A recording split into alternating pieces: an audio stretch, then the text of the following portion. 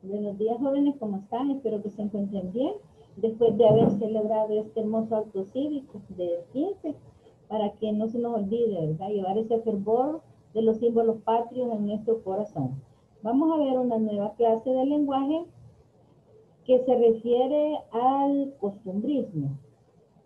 Cuando hablamos, vamos a hablar de los indicadores de logro. Dice que interpreta con iniciativa y responsabilidad obras literarias salvadoreñas de los orígenes y el costumbrismo mediante la aplicación de guías.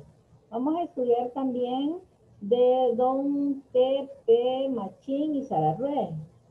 ¿Quién es Pepe Machín? Bueno, es José María Peralta Lagos. Y vamos a ver el otro indicador que dice reconoce los recursos expresivos, o sea, las figuras literarias. Veamos, la literatura salvadoreña costumbrista.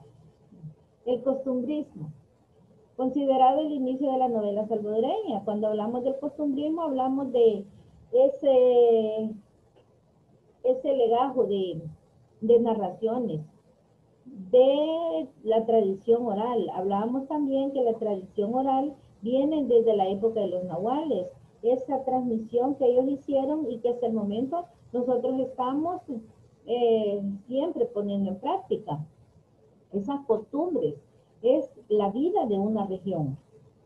El costumbrismo y el cuento fantástico. Cuando hablamos del costumbrismo, hablamos también de las costumbres que se dan en algunos lugares, más que todo en las zonas rurales. Y fue así como en aquella época estos señores hicieron sus relatos de los acontecimientos de esos lugares.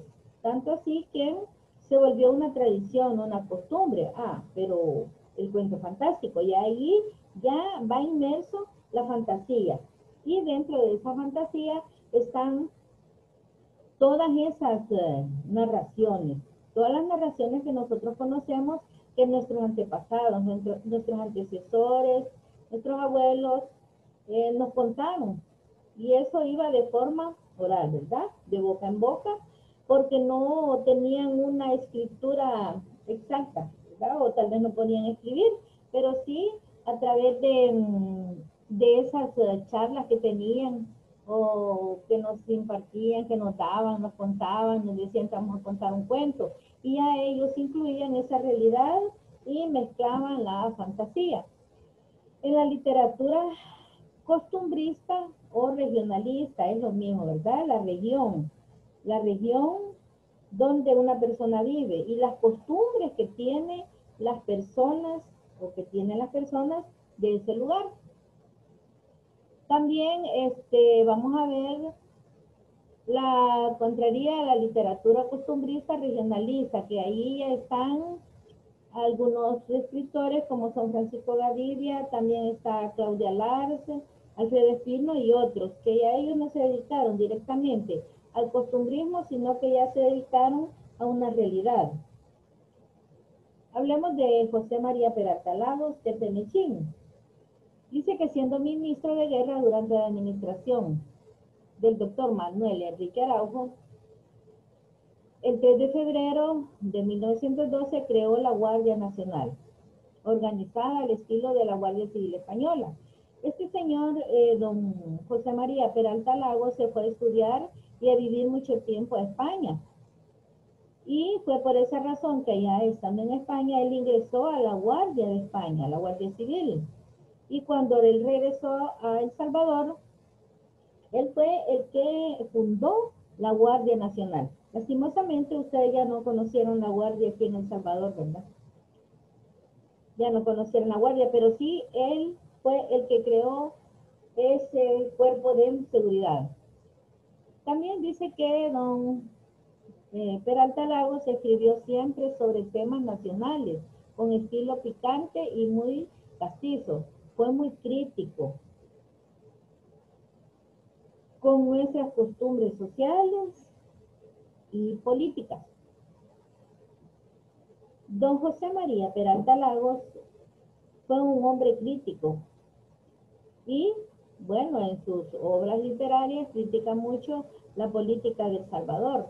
Tanto así que cuando estuvo de presidente el señor Menéndez, y todos estos señores militares, él hizo una críticas a cómo ellos gobernaban el país. Esto de los gobernantes, de la crítica de los gobernantes todo el tiempo ha existido. Para eso han existido estos escritores. Y así habló mucho también de la tradición costumbrista desde la época de los nahuales. Cómo los nahuales ellos contaban o hacían sus relatos. Se dicen que la cultura de los nahuas eran muchos hechiceros, había mucha brujería y ellos creían bastante. Entonces, como estos señores fueron desde 1900, traían esas tradiciones y creían mucho en todo eso. Tanto así que de allí dependen o vienen unas cancioncitas, vienen unos bailes que se elaboran o que se practican durante actos cívicos, por ejemplo, el venado y el tigre, hay muchos bailes que estos escritores crearon para deleite de todos los salvadoreños. Don Salvador Salazar Arrué también fue otro de los escritores que, aparte de Cuentos de Barro, tiene muchas otras obras literarias y constituye, dice, el punto de partida de lo que ha dado al realismo mágico. El realismo mágico en El Salvador. Si hablábamos allá en la unidad 5, en la 6, hablábamos del realismo mágico en Latinoamérica, más que todo en Colombia, que fue creada por Gabriel García Márquez. Pero en El Salvador, el creador del realismo mágico fue don Salvador Salazar Arrué. Tanto así que él en sus cuentos ha narrado mucha fantasía, tiene mucha fantasía. ¿Por qué? Porque no todo eso era realidad. Imagínense que en los cuentos de La Petaca, por ejemplo, si hemos leído La Petaca es un cuento donde ahí da a conocer la ignorancia, ¿verdad?, de las personas de aquella época y mezcla la realidad con esa fantasía. También la honra y muchos cuentos más. Se dice también que con estos cuentos el autor ahonda en la naturaleza de los pobres y sufridos trabajadores rurales. Dice que ahonda el sufrimiento de la persona de la clase baja, tanto así que escribió aquel cuento de la botija donde narra el señor Salarrué, el protagonista que es José Pachaca, el sufrimiento que tenía José Pachaca allí en la botija donde él no tenía dinero y bueno, según el cuento, él se puso a trabajar y a trabajar para encontrar una olla o un recipiente lleno de oro. Pero era por los sufrimientos de las personas, ¿verdad? La explotación que siempre ha existido. Por eso los escritores han elaborado sus obras con esa realidad de los sufrimientos de los trabajadores rurales. Y lo hacía con una magnífica descripción que supera el costumbrismo de otros autores. También don Salarrué,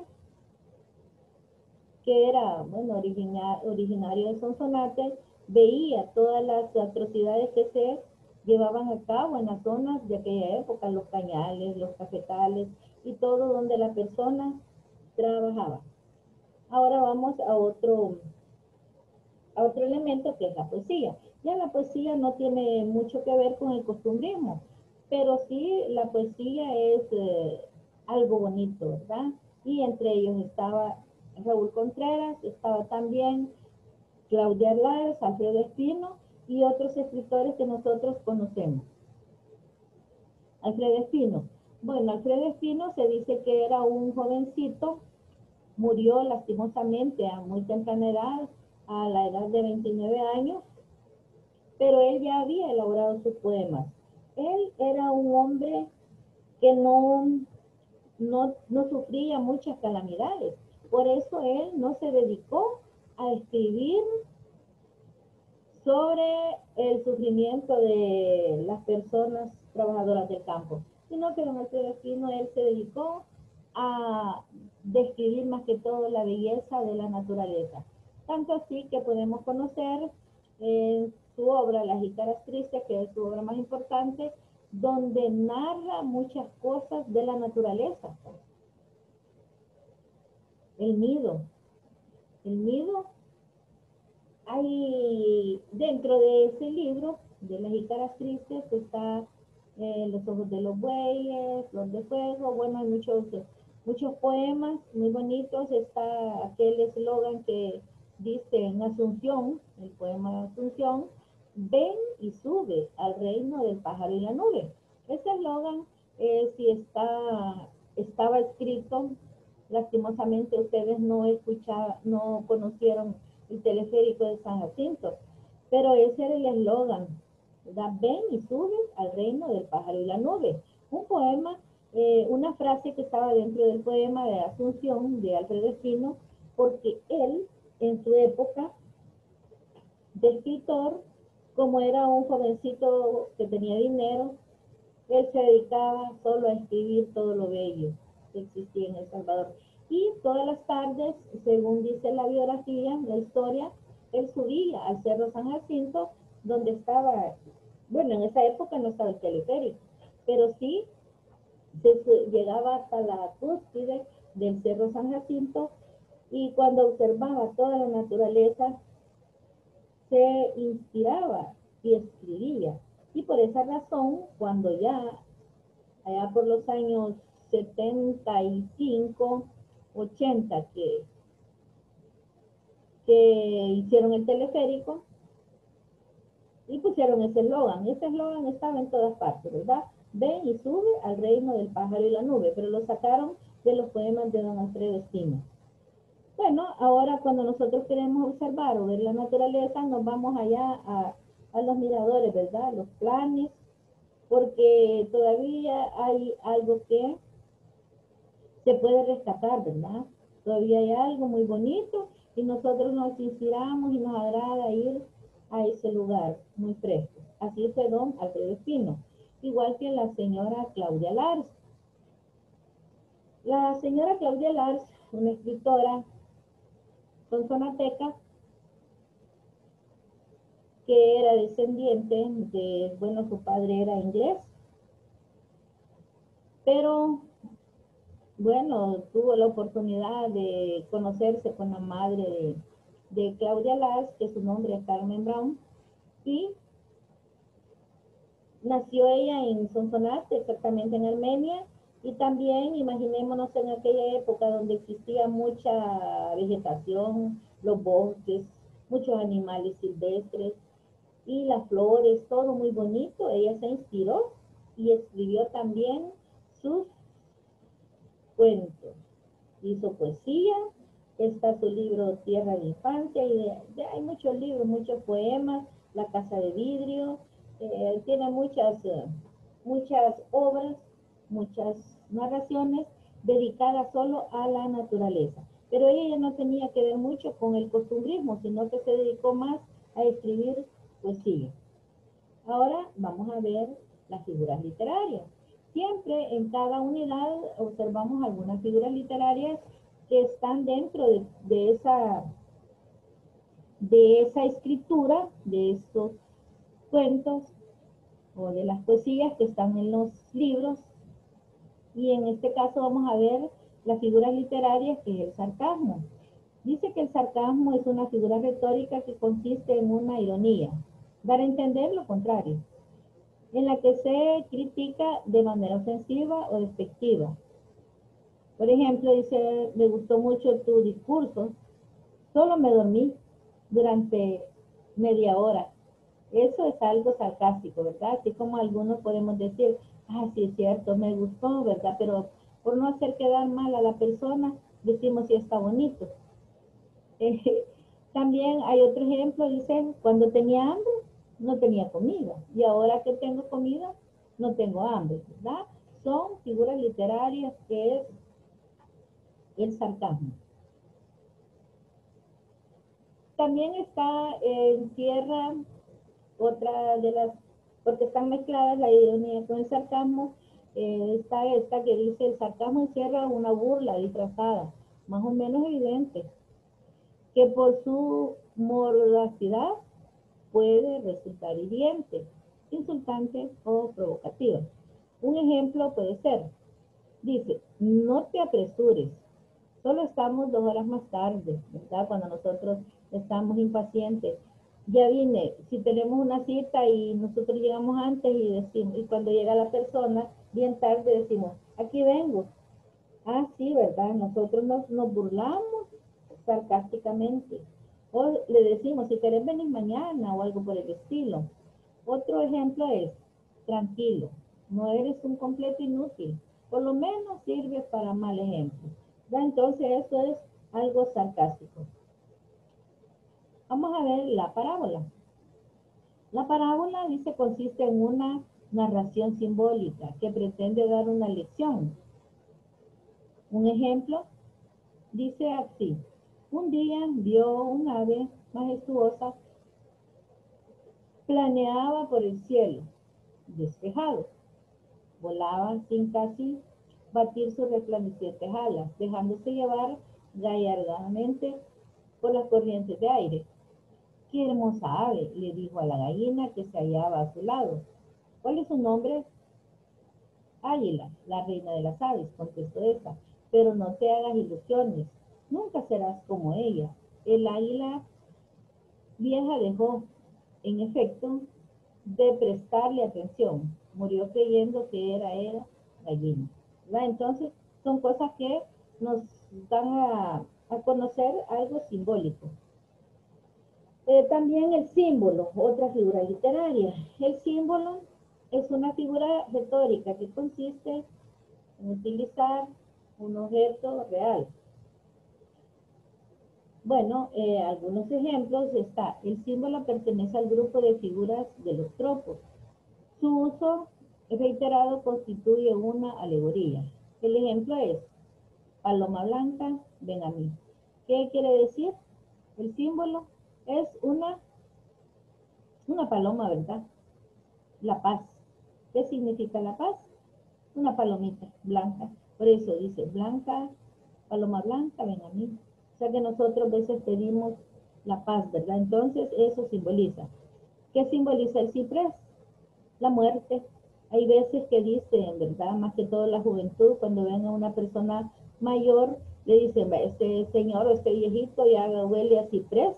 Y se ha escuchado, ¿verdad? En los lugares públicos que así dicen, pero ciprés significa la muerte. ¿Por qué? Porque cuando hay personas, bueno, hay un velorio, hay algunas coronas que le ponen mucho ciprés, ¿verdad? Por eso dice, ya huele a muerto. Es un símbolo. Otra es, la tarde y todo lo que evoca es para Antonio Machado, un símbolo de la tristeza y de la muerte. Ese es otro ejemplo. ¿Qué significa la lluvia para él? Tristeza. Tristeza, la lluvia. O dice también corona de laureles, que quiere decir que es una victoria, ¿verdad? La victoria o laureles significa victoria. O cuando decimos también, otro ejemplo puede ser, si nosotros estamos bien o una persona está bien y se le pregunta, ¿cómo está? Todo azul, dice. Todo azul quiere decir que está bien o se siente bien, porque lo azul representa o simboliza lo más bonito, ¿verdad? Porque si volvemos a las clases del modernismo, la principal era el azul del cielo, el azul del mar, o decía de sangre azul. Todo lo bonito, todo lo exótico era del modernismo, y por eso dice, lo azul es lo más bonito. Bueno, jóvenes, esta es la pequeña introducción a la clase, o se puede decir la clase, porque luego nos vamos al chat, también les subo allí más parte de la clase, tienen más para que ustedes lean y se empape también de todos estos conocimientos de los autores salvadoreños. En la clase anterior les dejé que leyeran y se les subí ahí, se los publiqué también todavía parte del dinero maldito. El dinero maldito, ahí iban a leer también Pan o Revólver, El dinero maldito, Este, y en esta ocasión van a leer el cuento de la loba de Francisco Gaviria. El cuento de la loba es un cuento costumbrista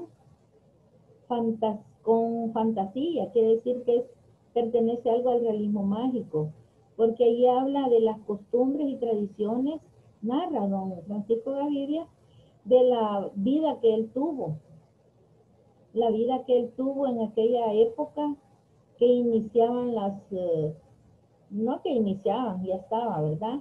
Pero que sí, él era un joven e iba a las cortes de café. Tal vez algunos de ustedes han ido a observar, bueno, a saber, ¿verdad? Aunque sea en la televisión, eh, han observado cómo se corta el café. Entonces, don Francisco Gaviria, él narra allí en su cuento La Loba todo lo que sucedía en la finca, que cortaban el café, salían a escogerlo, y luego metí allí la parte mitológica, la parte mitológica que ustedes van a observar en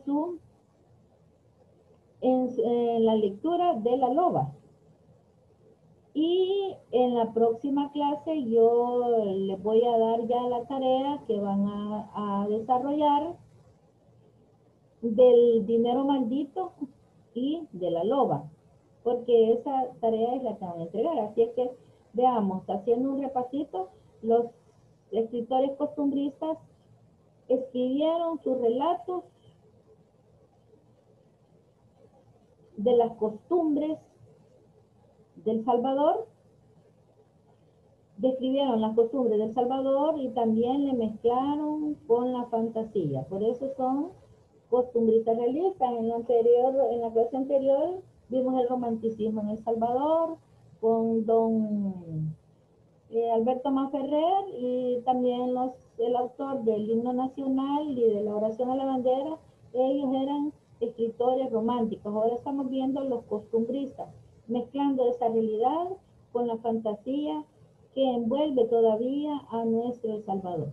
Bueno, jóvenes, pasen muy buenas tardes, que el Señor los guarde, los bendiga y nos vemos en el chat.